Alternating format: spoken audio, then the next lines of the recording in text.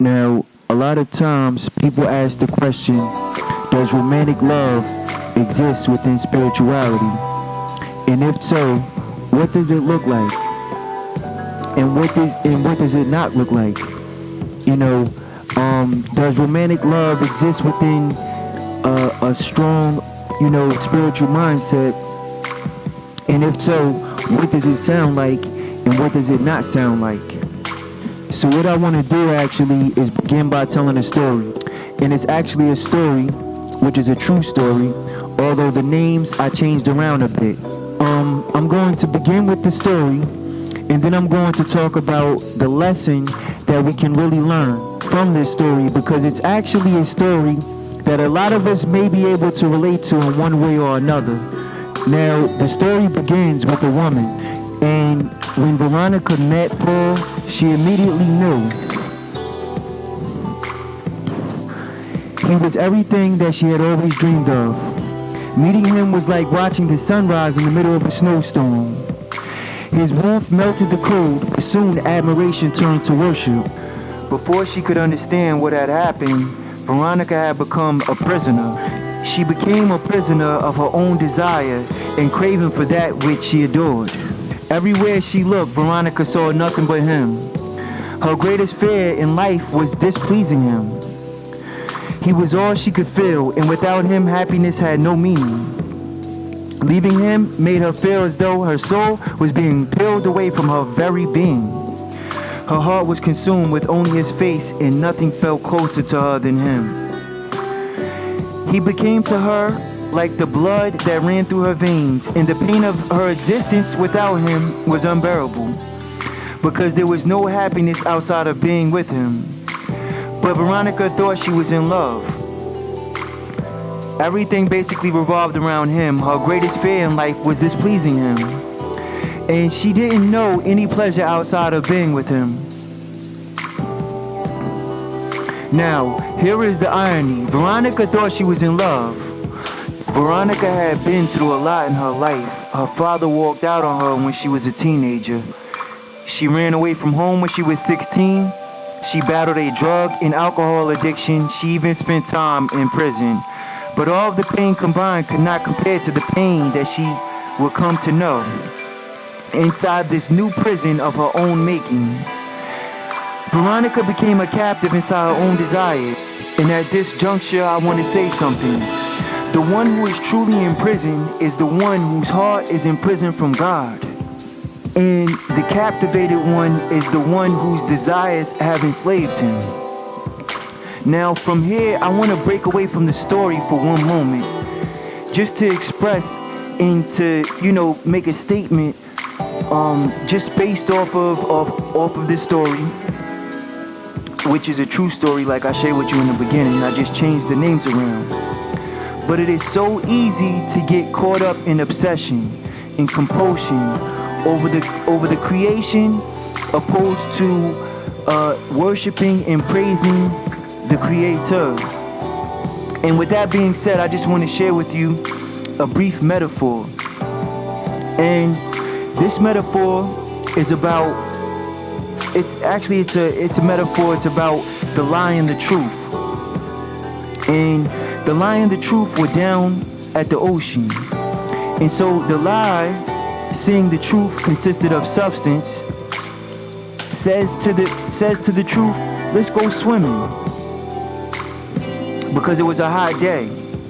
And so the truth saw nothing wrong with it, but the lie took it a step further and said, let's take our clothes off before we go swimming.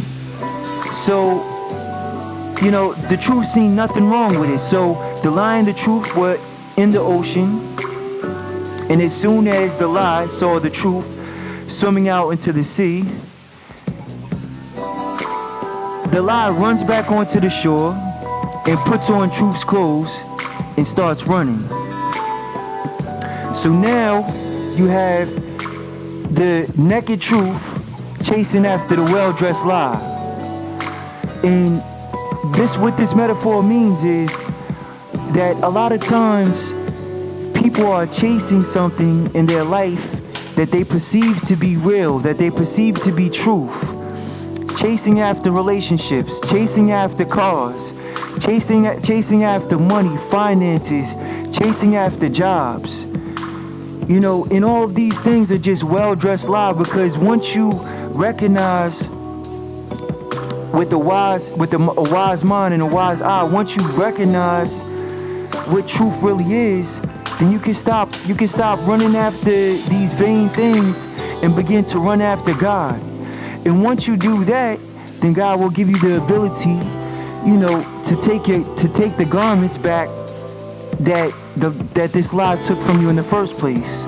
So what I'm trying to say is that the worst thing that an individual can do, whether they are serious about their relationship with God or not, is to place anyone or anything in front of their relationship with God. And that's basically what this talk is about. It's about just, keeping God first and putting God first. Because as long as you put your priorities in the right place, everything will be more enjoyable.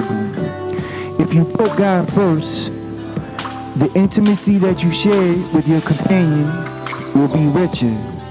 If you put God first, your enjoyment of the things that God blessed you with, such as a significant other, a companion, a wife, a husband, a car, all of these different things, if you put God first, the quality of your life will go up. But if you put the cart before the horse and you mix your priorities up, then the only thing that will be between you and these things that you obsess over and that you worship instead of God, the only thing that will be in between you is confusion. It will be confusion between you and that thing. So, I just encourage you to stay focused. And if you are not plugged in and charged up, then reposition yourself and humble yourself and repent and go back to God and watch your life get better.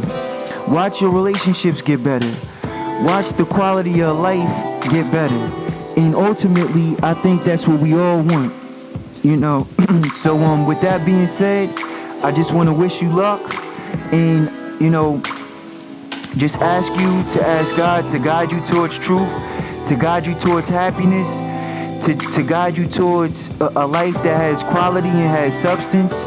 And also, it's like real important for me to encourage you to ask God to start to help you so you can see the truth. Because it is so easy to be deceived, and it is so easy to be distracted with all the distractions that we have today. And with that being said, put your trust in God and everything else will fall into place. Peace.